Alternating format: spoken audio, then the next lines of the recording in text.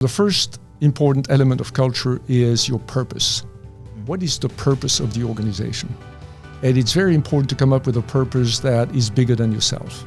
It has to be outside-in driven, it has to be business outcome driven, but it has to be bigger than yourself. The purpose is not just to make money.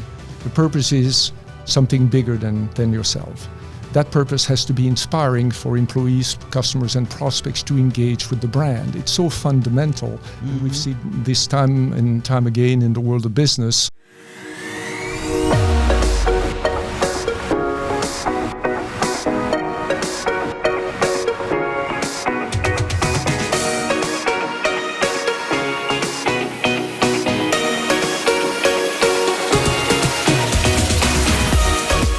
Welcome to the ATMA Podcast, where we give you the tips, tools, and strategies you need to be successful. My name is Bryan. I'll be your host today, and today we have a very special guest, and his name is Bernard. Bernard is a seasoned SaaS executive with over 25 years of experience across sales, marketing, customer success, and go-to-market strategy.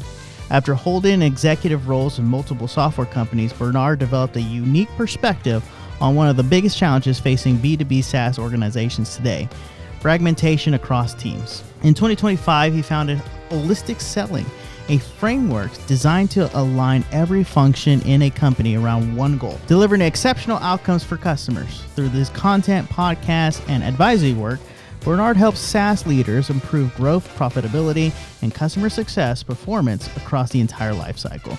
Bernard, welcome to the show. But before we get into the show, we'd like to say thank you to our sponsors.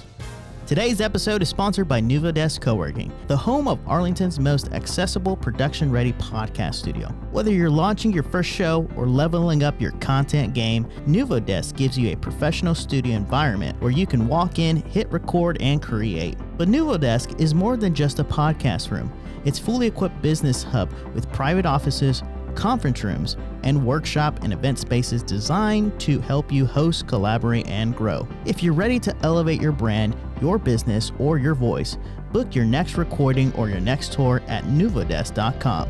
Create here, work here, build here. Today's episode is brought to you by Nuvio, the all-in-one business platform designed to help you build, manage, and scale with confidence. With Nuvio, you can build your own website in minutes, manage all of your leads and customers through a powerful CRM, and if you're in the restaurant industry, you can run your entire operations using Nuvio's modern point-of-sale system. Whether you're a startup, a service provider, or a full-scale restaurant, Nuvio gives you everything you need in one place. Simple, connected, and built to grow with you. Discover why entrepreneurs are switching to Nuvio. Visit nuvio.com and run your entire business on one platform. Well, welcome back to the ATMA Podcast, and during this show, we truly enjoy walking people through our framework, which is build, launch, grow, and scale.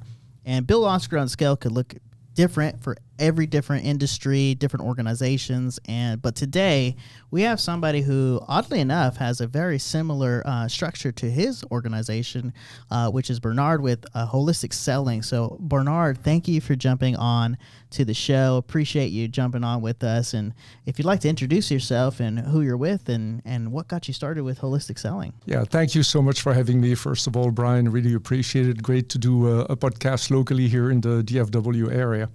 25 years of industry experience in SaaS B2B across 7 different companies. I quote-unquote retired from the corporate world in May of 2025 and right away decided that I wanted to share the lessons learned, my experience across those 25 years with my peers in the industry, which led to the creation of Holistic Selling and holisticselling.com. That led into, as you pointed out, the creation of 50 newsletters, the creation of about a 90-page document that summarized them together. And then a couple of months ago, I started a podcast to grow the audience for the messaging. So we're right on the way, and very much appreciate the opportunity to share my message with the audience today. Wow. So 25 years in SaaS companies and just understanding what it takes to build a SaaS program. Right. And in today's age, we have lots of companies building with the rise of, and the rise of AI and all these different softwares. It's kind of crazy, right? Indeed. But you said something about patterns that kept showing up when you were starting this business and things that you wanted to fix, right? And help business owners and leadership fix. What were those patterns that kept on popping up? Well, what I noticed, and again, the 7 companies I worked for went from startups to very large industry companies. And what I noticed over and over again is when the company is not operating at full capacity, when sales are not coming in, when profitability is lacking, companies tend to try to fix it with functional programs. Maybe we need to replace the sales team. Maybe we need to replace the sales methodology. Maybe we need to invent new marketing campaigns, or we need to implement new customer success programs or processes. Inevitably, one after the other, those might create a burst on a temporary basis, but it does not solve the fundamental problem. So what is the fundamental problem? The fundamental problem is a lack of alignment across the organization. Now, what does that mean? When you say lack of alignment towards what? You need to first define what the true north is in the organization so that you know what to align against. And the true north in the organization has to be the point of contact with the customer and the prospect. That conversation, that email, every touch point with the customer and the prospect through the entire life cycle has to be engineered to deliver extraordinary experiences and outcomes to those customers and prospect at every touch point. It starts there. That is the true north. Then what you need to do is make sure that the organization is organized to enable that process, enable the frontline team members to deliver those extraordinary experiences and outcomes to customers and prospect at every touch point. Alignment means 2 things. Alignment across functions, so making sure that finance, marketing, go-to-market, sales, product development, product management, development, customer success management are all aligned against that true north, and also alignment at all levels of the organization, from what I call foundational, which is the cultural elements, to the strategies you deploy, the tactics you deploy, and the operational processes that guide the frontline team members to deliver those great experiences to the customers at every touch point. So that's what it means. And I realized that I started populating those newsletters that framework, I had not seen it before. And so that gave me the motivation to continue publishing the content and now trying to obviously drive the audience for it. That's awesome. It kind of reminds me of like some of the books I've been reading and listening to recently is just making sure that the entire team is aligned with one true goal, right? Exactly. But that they truly have clarity within what they're actually and I think this falls a lot on CEOs too as well. Me too. Like this happens a lot with where we can see the vision in our head. We know where we're going, right?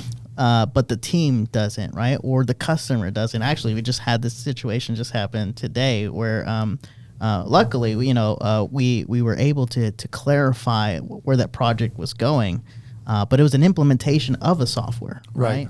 And because we knew where it was going, we could see the finish line, but the customer couldn't. And they're like, well, I still can't see it. And so we had to skip ahead and say, okay, let us show you.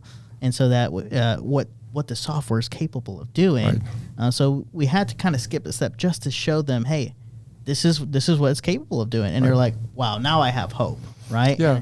One of my taglines is make the customers the heroes of your story, right? It's always about the customers, never about us. Yeah. So the customers are the center of the universe, but very closely attached to that is the frontline team members who have those touch points with the customers and the prospects. Mm-hmm. And how do we equip them? How do we enable them to deliver those extraordinary experiences and outcomes? That has to start there.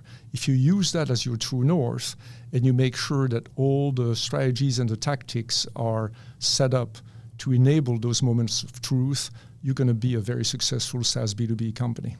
Wow. Yeah. Awesome. And so we go kind of, this podcast, we go through the build, launch, grow, scale. Yes. And I always enjoyed the launch because everybody, we talk about building the foundation, right? Right. Now we go into launch and execution. Really, is really what launch is about. So you didn't just launch a company. I mean, you built a framework before launching, right? You had those 15 newsletters. You had that 89 to 90 page methodology what drove that approach before, what drove you to do that before even going to the market? Yeah, the day after I quote unquote retired from corporate life, I woke up and I said, I've learned so much. 25 years in the industry, I took a lot of notes, and I wanted to give back. I wanted to make sure that I could share that experience with others in the industry. So my passion was, how do I share everything that I've learned? How do I help others in the industry improve the results of their business, improve the success they can have with their own customers? So that was the motivation right from the get-go. And that motivation is still here today, obviously. It's all about giving back. It's all about creating value. I'm adopting for myself the same principle that I'm teaching in the holistic selling framework, which is, how can I deliver extraordinary experiences and outcomes to my customers, my audience, at every touch point? Right? That will continue to guide me. How do I make sure that every article, every podcast, every newsletter is full of insight so that they can drive an extraordinary experience? Awesome. And you have, which is funny, you have a framework similar to ours for foundational, strategic, tactical, and operational. Right. Can you walk us through those that framework? Yeah, I'd be happy to. And as I started, I'm a big believer in servant leadership, and it's really inherent to the framework. So I first of all started with building the logo, and the logo is built on an inverse pyramid that obviously has the customers and the frontline team members on top, and those 4 levels built up to that. So the first level at the bottom is the foundational level. That's the culture of the enterprise. So culture is a bit abstract, and I realized I need to be more pragmatic as to how to impress upon my audience how you build the right culture. So the first important element of culture is your purpose. Mm-hmm. What is the purpose of the organization? And it's very important to come up with a purpose that is bigger than yourself. It has to be outside-in driven. It has to be business outcome driven, but it has to be bigger than yourself. The purpose is not just to make money. The purpose is something bigger than yourself. That purpose has to be inspiring for employees, customers, and prospects to engage with the brand. It's so fundamental. Mm-hmm. We've seen this time and time again in the world of business, Apple being a good example with the Be Different logo back in the 80s and the 90s. So very important. The second key element is values. Mm-hmm. The values drive the behaviors and the way that you act in between yourselves and in front of customers and prospects. And we can touch base on the values a bit later in this conversation. So that's the foundation level, and the role of the leadership team, especially the CEO, to make sure that the values are being key to every interaction, every behavior, every day for every employee in the company. How do you make that happen? The strategic level then is the building blocks of the functional strategies: finance, sales, marketing, go-to-market, product management, customer success management, etc. Now, obviously, those strategies exist in every organization. The key, though, is how aligned are they to enable the frontline team members to deliver those extraordinary experiences and outcomes. So it's all about alignment of all the strategies. And I could go in great details in this, but whether it's the financial model that you adopt, whether it's the power of your brand, the impact of your reputation in the marketplace, the impact of the product quality on the activities of product management and development, and the organization that you have in your sales team to make sure that you have the right capacity in the right areas to deliver the right outcomes to your customers. All of that has to be aligned to your true north. Then you go into tactics, and it's a very important level because many times I've been in organizations where the leadership team says, here's the strategy, go make it happen. And we all look at each other and we go, so how do we interpret the strategy when we actually do our job? right? Yeah. And we end up interpreting it in somewhat different ways. So the tactical level is very important to convert the strategies into what I call how-to guides for the frontline team members. How do you convert the strategy into very specific things that they can lean on to delight customers and prospects? A simple example is playbooks, sales playbooks and sales plays. How do you convert your solutions into a message that's driven by your business outcomes to make sure that you understand what kind of conversations I want to have with the customers and the prospects to be able to win their trust. And then finally, operations, which is very much ground zero, where you have 4 key processes: lead generation, pipeline management, sales execution, and account management and customer success management, actually 5 processes that are inherent to how they do their jobs every day. So the more programmatic those areas are, the more successful you're going to be. So all of that, again, has to be subjugated to the true north, and all of those layers have to be aligned towards that true north of delighting customers and prospects at every touch point. That's awesome. Yeah, that's so funny because, I think it's important that that there is clarity, right? Everybody learns differently, and I've learned that the same thing is when employees will actually ask for SOPs, standard operating procedures and how-tos, just to make sure that they're at least at a high level doing it right. Right. And so, sometimes we get caught up in I think this happens to a lot of CEOs or independent leaders where they kind of just go, right? They don't really need to be told, right? And so, but not everybody operates that way. Yeah, I think it's very important, again, to guide the frontline teams to help them deliver those extraordinary experiences and outcomes. It's only the better the processes are that guide them along the way, the more consistent the output is going to be, the more consistent the outcome is going to be. And that's how you're going to win the hearts and minds of your customers and prospects at every touch point. That's awesome. So you've just also launched a podcast just like this one, right? Recently. How does content creation play an overall goal for go-to-market strategy? Content creation is everything these days, as you well know, right? Yes.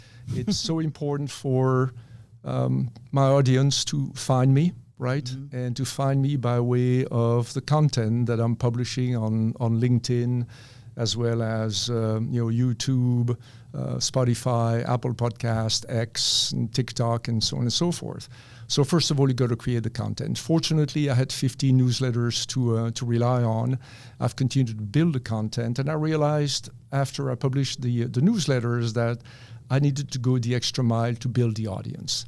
So I came up with the idea of the podcast as a way to not only publish my content, but invite very valuable, esteemed guests on my podcast for them to share their insights in the context of the holistic selling framework. And I've now this morning published my 10th podcast episode, and I'm going to continue to do so for the foreseeable future on Tuesday morning every week to make sure that I continue to share those insights with my audience. So absolutely critical to continue creating content and finding ways to publish that content to make sure that the audience can find it, learn from it, and hopefully that can grow over time. Yeah, I think it's so funny because we've been teaching B2B specifically. If you're in the B2B industry and you're struggling, right? Because B2B is so different than B2C. Absolutely. Right? B2C, you can run campaigns on Facebook, Instagram, TikTok. It's a different monster. But B2B is relationship based, right? It's a lot of relationship based. And so how do you expand on that? And so podcast is a great way to do that because, like you said, you're bringing on guests, you're filling in that pipeline of people that you may have not even run to because now you have access to them. Because who doesn't like to talk about themselves on social media and promote their business, right? Right. But not just that. Podcast is great because we use it to repurpose content on social media, and people are looking for thought leaders, right? They're looking for people that's like, does this person actually know what they're talking about? Like, if they're actually going to help me with my business, it doesn't matter what is a software, whether it's a business service. If you're supporting a business investment, they want to know that you know what you're talking about. Yes, right? and the key for me is I launched the idea of a podcast. I reached out to my first group of 10 friends in the industry. And 9 out of 10 right away said, absolutely, would love to do it. The last person was out of the country, couldn't do it at the time. Mm-hmm. So I was very pleased to see the level of support that the podcast initially got. And after the 9th episode last week, I'm now starting to get requests from industry leaders to say, hey, I'd love to have a conversation with you on your podcast. So it's great to see that I'm starting to get a little bit of, the next step coming in terms of people volunteering to join me on the podcast, and I think that's absolutely fantastic to see that evolution over time. Yeah, I get text messages all the time about, hey, can I be on your podcast? And it's great lead generation, to be honest with you. Yes. So let's go into the grow phase, right? Where, now we're thinking systems, thinking leadership, thinking value creation, right? So you define success as the value you deliver to others. How does this philosophy show up in how you work with SaaS leadership teams? Yeah, so it's core to everything. Value creation is not only a value of the holistic selling framework, it's also a mindset that needs to pervade the entire company. What does value creation mean? It means that in every interaction with anyone, whether it's a colleague within the company or a prospect and a customer, always look at how can I make that person's life better? Mm-hmm. How can I deliver value to that person? That mindset is really important because that's how you're going to develop relationships that are truly value-based, where you can win the hearts and minds of the people around you. Yeah. Especially with customers and prospects, go into every interaction with something of value you can leave behind. Mm-hmm. Sometimes early in the sales cycle, it could be an insight. Sometimes later on, it could be a great business case or a great proposal. The bottom line is always be prepared to deliver value. Why is that important? Because every time you deliver incremental value to the prospect or the customer, it puts you in a position to ask for incremental commitment, mm-hmm. right? Make sure that right from the first interaction, it's a give and take relationship, right? You don't want to be in a position where you give. Kino Helmi, one of my guests, mentioned, and they take. That's not a relationship, right? So every point, every interaction, put yourself in a position where you have something to give, you have an insight, you have something of value, it gives you the opportunity to ask for something in return. And as that grows through the relationship, it builds a partnership with the customer mm-hmm. on an equal footing that allows you then to win the hearts and mind and win the evaluation and the deal at the end of the day. It's so funny because we've had multiple guests on this podcast, okay? And this topic keeps on popping up. And these are successful people, successful business owners, different industries. Yep. And the topic that keeps on popping up is if you want to grow, you have to be selfless instead of being selfish, right? Absolutely. And so it's so funny because when you put the customer first, and I'm talking multiple people that have come onto the podcast, it says you have to put others first, and then when it's time, they'll take care of you, right? So that's so interesting that this topic just keeps on popping up with multiple leaders, multiple guests, and you just, verified it. Right? It's interesting. Actually, 2 of my guests so far have come up with a tagline saying, employee first, customer always. So it's interesting because their point of view is if you truly want to deliver value to the customers, you have to take care of your employees first, mm-hmm. which is core to the holistic selling framework. Yeah. You got to take care of your frontline employees especially, and you need to enable them to delight the customers and the prospects at every touch point. So employee first, customer always, I think is a great slogan. That's awesome. So when a SaaS company is experiencing inconsistent growth or broken pipeline conversion, where do you typically start your diagnosis? Well, that's a great question. What I've seen a lot of companies do when you have broken pipeline or lack of sales success, the companies sort of focuses on the sales function and the BDR, SDR function. What's wrong with the sales team? What's wrong with the business development team? What do we need to do differently? Do we need to change the team? Is it a talent problem? Is it a methodology problem? Is it a process problem? And they zero in on that. And the whole point of the holistic selling methodology is, yes, it's important, it's necessary, but absolutely not sufficient to ensure success. Mm-hmm. So where I recommend is to go through a whole company diagnostic. Look at the holistic selling assessment that I'm about to launch in the next couple of weeks as a means to evaluate how the entire company is organized to drive your sales success and the success of your customers. It's so important because things are affecting the performance of the sales team that are not under the sales team's sphere of control. Mm-hmm. How is your brand relevant? Is your purpose relevant? Is your reputation impacting your ability to sell? All of those things are absolutely critical to enable your sales team to succeed. And so you gotta have the intellectual integrity to really look at every facet of the company and look at building an assessment to truly understand what are the root causes of our lack of success. And if you do it that way, you're going to come up with a list of initiatives that you can prioritize into a corrective action plan that will enable you to truly solve the root cause of the problem, instead of saying, I got to replace that sales leader, or I got to change my sales methodology, which is by far not enough to solve the problem long term. Wow. And so it's so funny because this leads into our next question, which is, what are the most common mistakes CEOs make when trying to scale their go-to market engine? Yeah. Once again, I think the first mistake is focus on sales. Mm-hmm. Right? You got to have, as a CEO, I mean, the role of CEO is absolutely the most critical in the enterprise from an alignment standpoint. So is every function, is every level in the organization aligned to enable the frontline team members to delight customers and prospect at every touch point? And it's so important to make sure that you have the right financial strategy, the right product management strategy, the right go-to-market strategy, the right sales strategy, the right customer success management strategy, and they're all aligned against that true north, that purpose. Mm-hmm. And so the role of a CEO is truly to enable that alignment, as opposed to, I've got a sales problem, I got to fix sales. Yeah. Which is, I think it gets the best of most CEOs, right? Because they do get overwhelmed. They get overwhelmed with seeing the overall picture, but they also get overwhelmed with maybe there's a problem with their finances. Maybe there's a problem with operations, and they're now getting called by customers. And, I think that, I think you're right.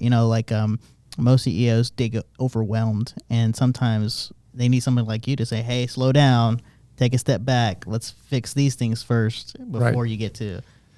Yes. No, I think hopefully over time I'll be able to get a relationship going with some of the CEOs in the industry to work alongside them to help improve, if you will, the alignment of the organization and ensure their success. That's only one of my goals going forward. Awesome. And speaking of what, you're in the early stages, right? You're in the early stages of your business, of holistic selling journey. What does scaling this business look like for the next 3 to 5 years? Great question. If I take a step back for a second, the first was get the framework in my head, right? Come up with the idea. And the idea was holistic selling and the true north we talked about. Then build the content, right? Mm-hmm. Articulate the content. And what I've done that I think is different from everything else that I've been seeing is there's been a few books and articles that have talked about value creation at a high level, for example, but have not taken it down through the foundational, strategic, tactical, and operational level. Mm-hmm. So I basically built the content for about 4 months last year. So create the content, publish the content. Mm-hmm. I moved to the podcast to continue publishing the content, creating the audience. Right. My next goal is find signs as to whether I can start becoming viral, right? Is this thing feeding on itself? Is it growing by, beyond the scale that I'm at right now? I'm still very small, right? I'm very humble as to where I am right now, but can I see signs of viral adoption? Mm-hmm. When I'm going to start seeing those signs, my next step is going to be monetizing the content, right? Mm-hmm. And so what does that mean? I'm working on a framework right now to figure out how will I, at the right time, if I get there, monetize the framework. And it could be a function of personal involvement with CEOs and leadership teams. It could be online tools that I can monetize. It could be also leveraging partners on the podcast or that are willing to contribute to being guests on the podcast, etc. So we'll see what forms it takes. I have a lot to learn, but that's the approach: content creation, content publishing, audience building, becoming viral, and then see if I can turn that into monetizing the framework at a certain point in time. And I've listened to a lot of podcasts about podcasting. Everybody says the same thing. You have to be passionate about an idea you're expert in. Start there. Don't think about making money anytime soon. That's not the point. The point is continue to leverage your expertise on something you're passionate about. It may take 1, 2, 3 years to get to a point where you can monetize the brand that you've built. So I'm in no hurry, and but I will continue to be consistent in building the audience, and we'll see where it goes. Awesome. So what would it look like if more SaaS companies truly adopted this holistic model? And what changes?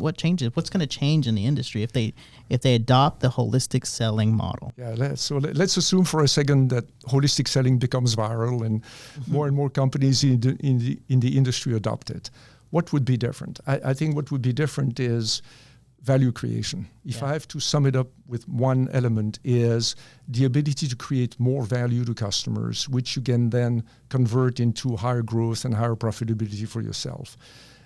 What will make that happen is, once again, the ability to enable your frontline team members to deliver extraordinary experiences and outcomes to customers and prospects, which will then enable you to drive that value for the customers and enable that value across the entire life cycle of the customer, from identifying the right prospects, nurturing them, converting them, obviously engaging in the sales cycle with them through engagement, differentiation, and close. And then once they become a customer, how do I implement? How do I get them to adopt the solution? How do I retain them? How do I grow them? And ultimately, how do I turn them into advocates to fuel the virtuous cycle of growth that ultimately will be good for everybody? So that would be what I could see would impact the industry.